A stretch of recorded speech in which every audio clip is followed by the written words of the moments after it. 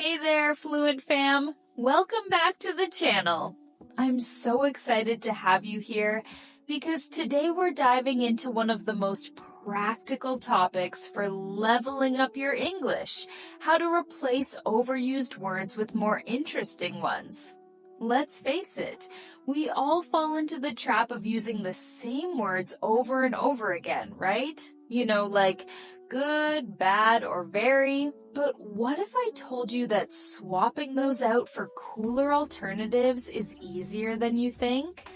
Plus, it'll make you sound way more confident and fluent. So grab a notebook, or just your brain, and let's get started. All right, first things first. Let's talk about the word good. We use it all the time. The food was good. She's a good friend. That movie was good. Sound familiar? Don't worry, nothing wrong with saying good. It's perfectly fine. But if you want to spice things up, try some of these instead. If something's better than good, say it's great. The movie was great. If it's enjoyable, go with pleasant. The weather today is so pleasant. And if it's absolutely amazing, use superb. He's a superb dancer. Here's the catch, though. You can't always swap these words blindly. Context matters. For example, calling someone a superb guy sounds kinda weird, doesn't it? Instead, stick to nice or good for describing people unless you're talking about their skills. Like, he's a superb chef, totally works. Got it? Cool. Oh, quick question. Are you already thinking of ways to use these in your own sentences? Drop an example in the comments. I'd love to see how creative you're getting. Okay. Next up is everyone's favorite negative word, bad. We've all been there, right? The weather is bad. That joke was bad. Chelsea lost last night, so bad. Again, nothing wrong with saying bad, but why not mix it up? Here are some awesome options. If it's really bad, call it awful. The traffic today was awful. If it's even worse, say it's terrible. I made a terrible mistake. And if it's the worst ever, go full-on dramatic with horrible. It was a horrible experience. See how much stronger those sound? Now, here's where you come in. Can you think of a situation where you'd use one of these new words? Comment below and tell me what it is. Bonus points if it makes me laugh. All right, now let's tackle very. Oh boy, this one gets used a lot. It's very cold. She's very smart. This video is very helpful. Don't get me wrong, very does its job, but it's kind of boring. Try these upgrades instead. For emphasis, use extremely. She's extremely talented. Want something softer? Go with incredibly. He's incredibly dedicated. Or throw in remarkably. The view was remarkably beautiful. Boom. Instant upgrade. And guess what? These aren't hard to remember. They're just as easy as very, but they sound way cooler. Practice by rewriting a sentence you'd normally say with very. Share it in the comments. I want to see your progress. Moving on to another biggie, interesting. This one pops up everywhere. That book was interesting. The lecture was interesting. Even my cat finds birds interesting. Huh, see what I did there? Anyway, here are some fresh alternatives. Use fascinating when something blows your mind. Space exploration is fascinating. For stuff that grabs your attention, try captivating.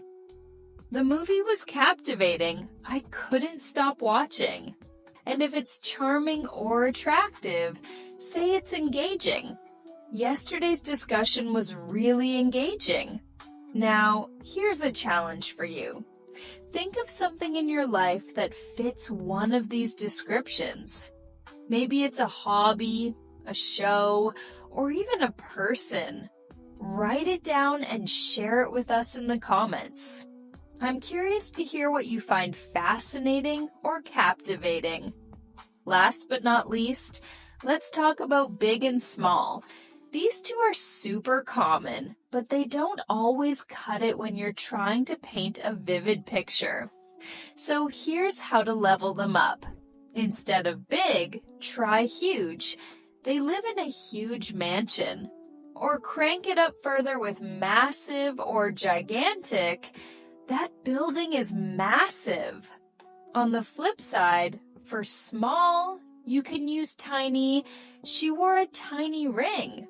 And if you're talking about a compact car or apartment, well, compact is your go-to. His car is perfect for city driving. It's so compact. But wait, here's the golden rule again. Context is king. You wouldn't call a house petite, but would you? Save that for describing someone who's thin and attractive. Same goes for cars. They can be small or compact, but never petite. Make sense? All right, before we wrap this up, let's put all these fancy new words into action. Check out this paragraph. Last weekend I watched a movie. It was very interesting. The actors were very good, but the plot was a bit bad. The soundtrack, however, was very nice. Overall, it was a good experience. Pretty clear, right? But honestly, it could be better. Let's rewrite it together. Last weekend, I watched a movie. It was absolutely captivating. The actors were superb, although the plot was somewhat terrible. The soundtrack, on the other hand, was delightful. All in all, it was a great experience. See the difference? Using synonyms adds depth and personality to your language. Love it, right? All right, let's keep the momentum going. So far, we've covered some awesome upgrades for words like good, bad, very, and even big and small. But here's the deal. There's so much more to explore. Let's dive into emotions because, let's be real, life isn't just about weather and movies. Sometimes you're happy, sometimes you're sad, and sometimes you're just meh. How do we talk about those feelings in a way that sounds fresh and natural? First up, let's tackle happy. We all love feeling happy, right? But instead of saying I'm happy, why not spice it up? Here are some alternatives. If you're super happy, say you're elated. I was elated when I got the job offer. For something joyful and uplifting, try joyful. The news made her feel so joyful. And if you're absolutely over the moon, go with ecstatic. She was ecstatic about her vacation plans. See how these words add layers to your emotions? Now, here's a fun challenge. Think of a moment in your life when you felt one of these emotions. Write it down in the comments. I'd love to hear your stories. Did something make you elated recently? Or maybe you were ecstatic about something small but meaningful. Share it. Now, let's flip the script and talk about sad. Life's not always sunshine and rainbows, and that's okay, but instead of just saying I'm sad, let's get creative. If you're feeling low, you can say you're upset. She was upset about the news. For a deeper sense of sadness, use gloomy. He felt gloomy all day. And if something really crushed your soul, dramatic, I know, say you're heartbroken. She was heartbroken after the breakup. These words give your feelings more weight and texture. And guess what? They're not hard to remember. They're just as easy as sad, but they pack a punch. So, quick question. Have you ever felt gloomy or heartbroken? Comment below and tell me what happened. Sharing helps us connect. And hey, maybe someone else relates to your story. All right, let's lighten things up again. Remember how we talked about big and small earlier? Well, there's another word that gets thrown around way too much, and that's like, you know, the filler word, like, yeah, we all do it. It's like totally normal, but if you want to sound more polished, here's the trick. Instead of saying like as a filler, just pause. Seriously, silence is golden. Instead of the movie was like so long, try the movie was so long. See how much cleaner that sounds? But if you need a filler word, because let's face it, we all do sometimes, swap like for you know. The weather was, awful today. My friend was, a bit tired. It's subtle, but it makes a difference. So here's my challenge for you. Record yourself talking about your day, or even just one sentence, and try to catch how many times you say like, then replace it with a pause or, Trust me, it's a game changer. Now, let's wrap this up with a quick recap. We've covered so many synonyms today. Good becomes great, pleasant, or superb. Bad turns into awful, terrible, or horrible. Very gets an upgrade to extremely, incredibly, or remarkably. Interesting becomes fascinating, captivating, or engaging. And happy transforms into joyful, elated, or ecstatic.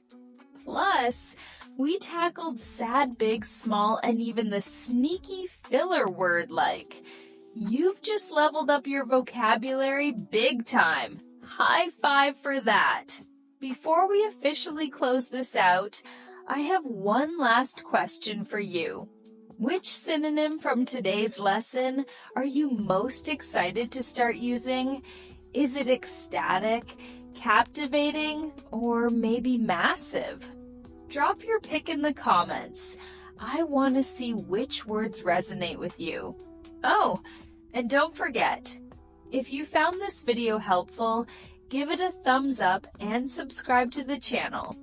That way you won't miss any future tips, tricks, or lessons. And hey, share this video with a friend who's learning English. They'll thank you later. All right, Fluent fam, that's a wrap for today. Thanks for hanging out with me, and remember, practice makes progress. Keep swapping those overused words for cooler ones, and soon you'll sound like a pro. Talk soon!